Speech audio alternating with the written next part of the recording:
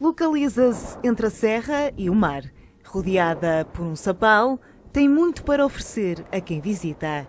Esta semana falamos de Castro Marim, um concelho com inúmeros monumentos, entre eles o castelo, as praias, o rio Guadiana, o golfe e a gastronomia. Vamos então conhecer a vila de Castro Marim.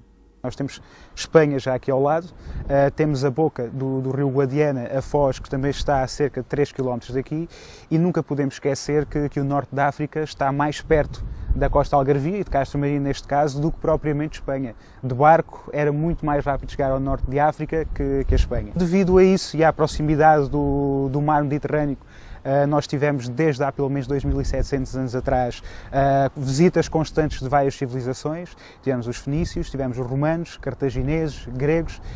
Factos são corroborados pelos diferentes artefactos arqueológicos que nós encontramos no castelo de Castro Marim durante as escavações arqueológicas. Encravada entre dois reinos e o mar, a vila foi sendo povoada e o castelo dá-lhe uma posição dominante. Após a conquista do Algarve, Castro Marim não foi propriamente conquistado. Os documentos falam como uma anexação, porque Castro Marim fazia parte do território de Cacela Velha, que nós temos aqui ao lado. Houve a grande necessidade de povoar toda a fronteira e de dotar a fronteira de um dispositivo de defesa capaz de lutar contra os ataques inicialmente dos muçulmanos, mas depois disso contra os nossos inimigos, também amigos, castelhanos. Daí que se tenha construído inicialmente, em 1274, o Castelo Velho, que nós podemos ver atrás de mim. Foi construído por Dom Afonso III e apenas 5 anos depois, Dom Dinis construiu em 1279 toda a cerca que envolvia o então burgo medieval, porque a povoação de Castro Marim concentrava-se aqui no topo deste castro. Daí o nome Castro Marim. Ex-libris da vila é considerado um dos mais significativos monumentos da Idade Média Portuguesa. Fica integrado na Reserva Natural do Sapal de Castro Marim.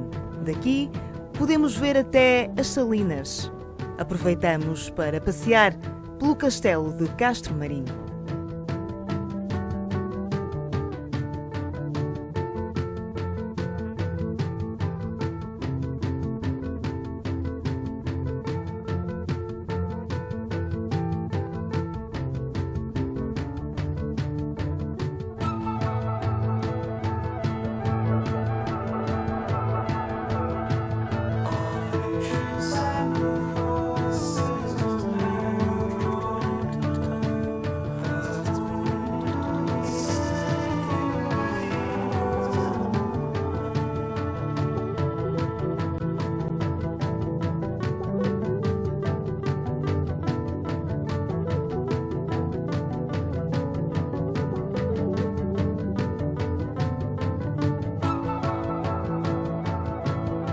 Depois deste passeio, vamos até ao Forte de São Sebastião. E aqui no Cerro do Cabeço, o cerro onde está implantado o forte, foi encontrado o primeiro vestígio de ocupação romana, neste caso um acampamento militar romano. O interesse das várias civilizações em Castro Marim era o interesse comercial, quando falamos da antiguidade, até porque devemos recordar-nos que as margens do Guadiana eram ricas em metais e esse metal era escoado através do rio Guadiana, e Castro Marim era sempre um ponto de entrada e de saída no território. O forte foi construído no início da Guerra da Restauração, em 1640. A construção do forte começou por volta de abril de 1641 e estamos a falar de uma construção um pouco peculiar. No local onde nós estamos existia anteriormente uma ermida do século XVI, mas face à urgência construtiva e à falta de recursos que tinham naquela altura, aproveitaram a construção da ermida, construíram 4 baluartes à volta da ermida com pedra retirada deste cerro, que é uma grande pedreira, e construíram o Forte de São Sebastião, já que esta zona era também uma zona estrategicamente muito importante, porque através de um tiro de artilharia, de aqui podiam arrasar completamente o castelo e também algumas das casas que se encontravam fora das muralhas. O forte veio também mudar a arquitetura da zona.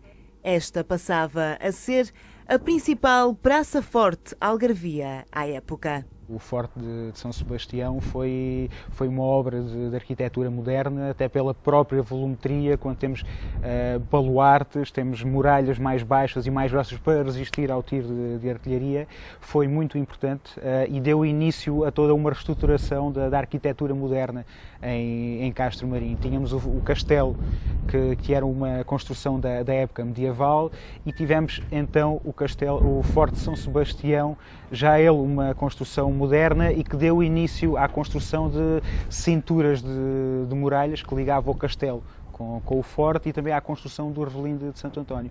Construções essas que foram recuperadas recentemente e que levaram a que o Forte de São Sebastião, tal como já era o castelo de Castro Marim, fosse elevado a monumento nacional. A vila de Castro Marim ficou também para a história de Portugal. Em 1801, no dia 8 de junho de 1801, Castro Marim foi palco de uma batalha, na continuação da Guerra das Laranjas, a guerra que resultou na anexação e na cedência de Olivença à Espanha. Foi a última guerra continental entre Portugal e Espanha. Nesse dia 8 de junho, uma armada da Andaluzia atacou Castro Marim. Castro Marim conseguiu resistir durante todo o dia, até que no final do dia, por um golpe de sorte também, conseguimos matar o chefe de artilharia espanhol. Nesse dia a batalha terminou, só não continuou no dia seguinte, porque foi precisamente nesse dia, 8 de junho, que se assinou em Badajoz o Tratado de Paz e Amizade entre Portugal e Espanha, e que terminou com a guerra. Daqui, a visão era privilegiada já na altura, e ainda o é agora. Se as vistas encantam desta elevação, de perto ainda terão mais força. Partimos ao encontro dos areais da Praia Verde. Fica situada entre a Praia da Lagoa e a Praia do Cabeço. É abrigada por um pinhal de pinheiros mansos. Com água cristalina e areia branca, a Praia Verde é uma das joias do Algarve.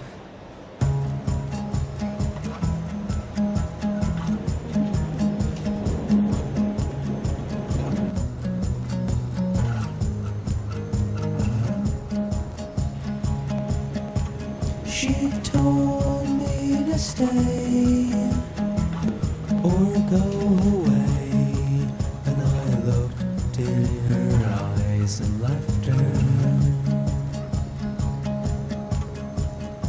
Some people try to tell me why I made up my mind and left her.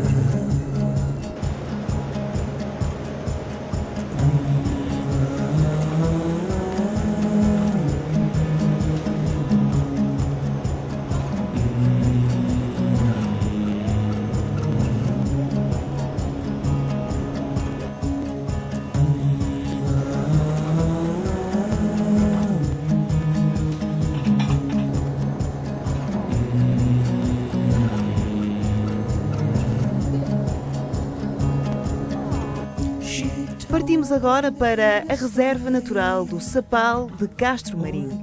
Situada junto à foz do Rio Guadiana, é uma das mais importantes zonas úmidas do país. É formada por sapais salgados, corpos de água salobra, salinas e esteiros, e abriga um elevado número de espécies faunísticas e florísticas. Foi a primeira reserva natural a ser criada em Portugal, 27 de março de 1965.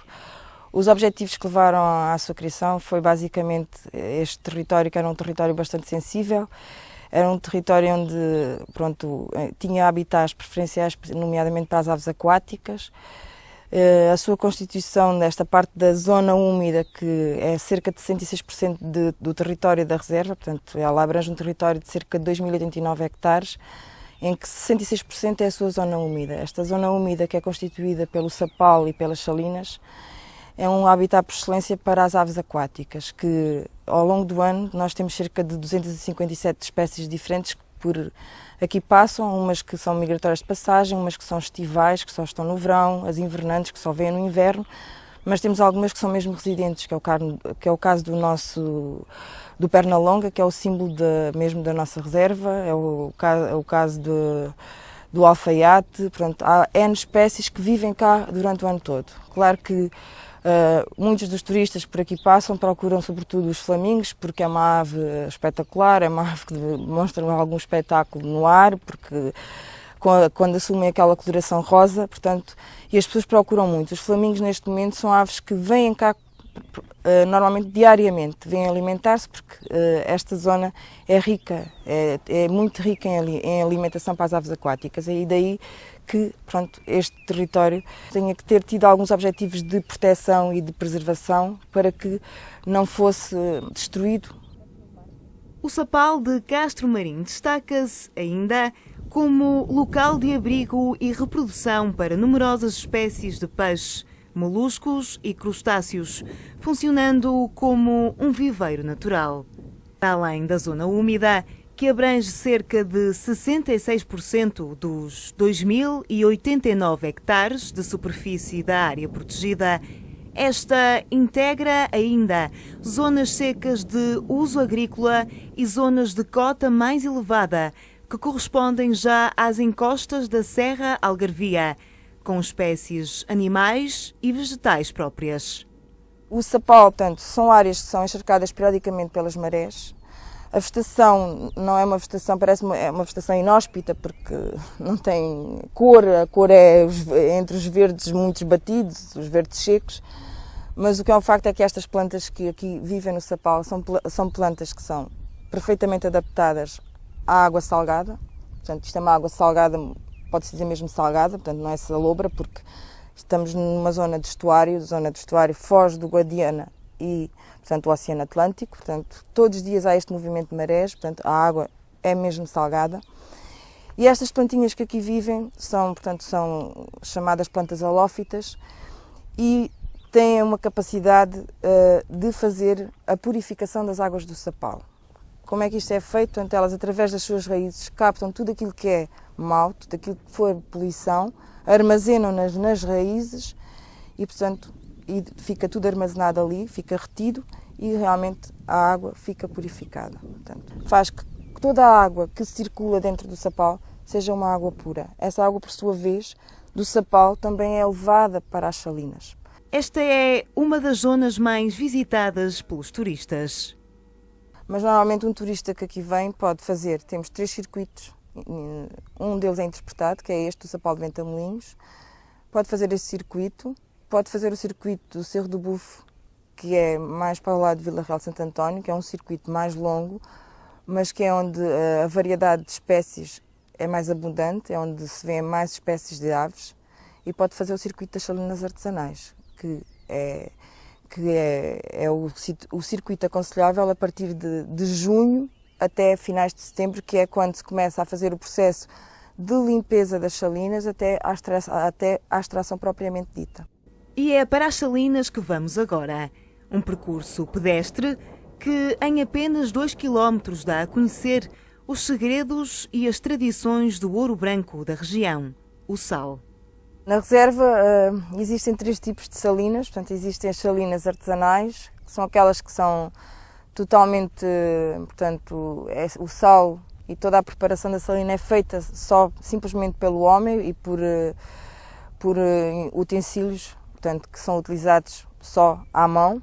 Depois temos as salinas industriais, que são totalmente, o sal, portanto, é todo extraído e toda a preparação é feita através de máquinas, portanto, os tanques são tanques enormes, a diferença é logo, consegue-se ver logo, porque enquanto que as salinas artesanais, portanto, têm um quadriculado, há todo um quadriculado muito mais pequeno, mas todo igual.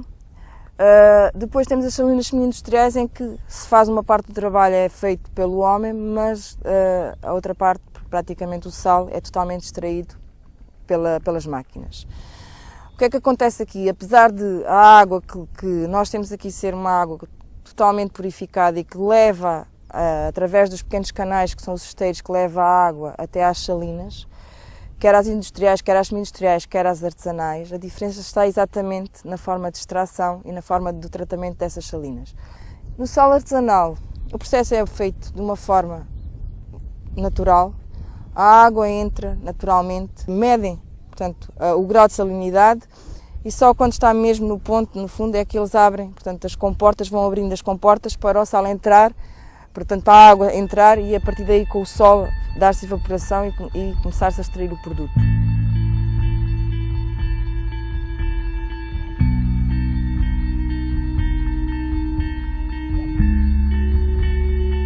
Outro ex-libris é o golfe. Propomos agora conhecer o Quinta do Val Golf Resort. De golfe de 18 buracos, foi especialmente pensado por Severiano Ballesteros, conceituado jogador, considerado European Player of the Century. Quinta do Val se creó, digamos que se fundó prácticamente, fue en inicios de 2006. La idea ya venía desarrollándose anteriormente por promotores españoles que llegaron aquí, vieron la finca y se quedaron enamorados del entorno. La idea y concepto de campo ya venía claro desde un primer momento, que fuera diseñado por Severiano Ballesteros con el fin de marcar la diferencia con respecto a otros campos de aquí del entorno y campos de la competencia de la otra parte del Algarve, digamos del Algarve Oeste. Se pensó en un campo para un nuevo desafío, para jugadores experimentados, un campo para torneo, eso significa que es un campo para jugadores con un hándicap muy bajo y es un campo muy difícil. Ese era el concepto inicial, desmarcar un poco el campo de golf de Quinta do Val del resto de los campos de la competencia. Campo especializado para grandes jogadores. Es un campo muy abierto, es un campo muy largo, digo de metros y kilómetros de recorrido. La dificultad es lo que delimita un poco el hándicap del jugador también. Y luego también yo creo que lo más, al menos para mí, lo más conmovedor es el entorno. Lo más bonito es el entorno, es ver que está situado justo en la frontera española, la vista tan maravillosa que tenemos del puente y digamos que es un paisaje que no acusa mucho también la influencia de árboles, que el jugador siente precisamente eso, que está en contacto directo con la naturaleza y que el campo transmite vida, porque es abierto y es largo y muchos espacios y muchos lagos, sobre todo agua, mucha agua e muita dificuldade. Vamos agora até à altura. O que começou por ser uma pequena pastelaria transformou-se num dos grandes reconhecidos restaurantes do Sotavento Algarvio. Com cerca de 20 anos de existência, o Fernando serve o melhor da cozinha regional. Logo à entrada, quem chega dá de caras com uma montra recheada. A nossa aposta forte é que temos aquela montra que está ali de peixe de grande qualidade e tudo peixe nosso. E é uma aposta que nós temos, grande, daquela montra, desde o marisco ao peixe fresco e isso. E daí daquela montra são estes derivados todos que saem. Por exemplo, nós não temos aqui prato nenhum, mas temos a massa, que é uma amassada de peixe e a feijoada de peixe. São pratos que a gente vende, como disse, um peixe com 20 quilos, vende-o todo num dia só para preparar para massas. Isso tudo tem uma saída. Às vezes eu comento com clientes e digo assim, olha, tem uma massinha boa para comer e tal. E eles dizem-me logo, massa, não me falem massa, pá, tenho comido massa e não gosto de massa em lado nenhum. Acabam de comer a massa, vêm ali à cozinha e dizem-me assim, é pá, realmente você recomendou-me um bom prato. E eu agora vou recomendá-lo. E pronto, e isso deve-se ao sucesso, é assim mesmo, o sucesso que se cria é esse mesmo. Mas quisemos conhecer mais iguarias deste restaurante. Aproveitamos a entrada na cozinha para perceber como se confeccionam outros pratos. O arroz de pato é um prato que nós utilizamos agora nesta época do outono. É o pato limpo, cozido, depois o arrozinho e vai ao forno a gratinar, como os senhores acabam de ver aí, ficam assim alourado. A dourada é uma dourada de mar, uma dourada fresca, que é temperada de véspera, de ontem à noite para hoje de manhã. E depois, pronto, é temperada com o azeite, com o alho, com a salsa, com estas ervas aromáticas que acabam de ver aí por cima, que são ervas aromáticas, a batata e pronto, e temos o peixe assado, que é o forno que faz o resto do trabalho, não é? Os carapaus alimados são salgados também, no dia antes. No dia seguinte são lavados para tirar aquele sal, porque isso leva muito sal. São salgados, são lavados no outro dia e são cozidos só em água. Cozidos que é arrebentar a fervura da água e apagou, porque senão ficam cozidos demais, que a técnica é não os cozer demais. Depois são limpos e são temperados, ou a cebola, o alho, o coentro e o azeite também de boa qualidade. Sobre a cataplana, é um prato típico, um prato que utiliza-se muito nos restaurantes do Algarve. Nem todos têm, infelizmente nem todos o têm, mas gostaria que todos o tivessem, porque é um prato do Algarve e gostaria que isto estivesse cá implantado. É um preparado que se faz de cebola, tomate, pimento e depois vai ali a lourar um bocadinho a cebola e o pimento e o tomate. Quando aquilo está louro, entra o camarão, entra, neste caso a tamboril, entra o tamboril, esperamos um pouco que aquilo fique tudo cozinhado, não é? Leva coentros também, o sal também é normal que leva. No final, já está o peixe e o camarão cozido, leva as amêijoas. Leva as amêijoas e qualquer 5, 6 minutos estão abertas e está pronto a ser servido. Com as delícias algarvias, o bom peixe e o bom marisco, fechamos o programa desta semana. Fica o convite para regressar num próximo conselho.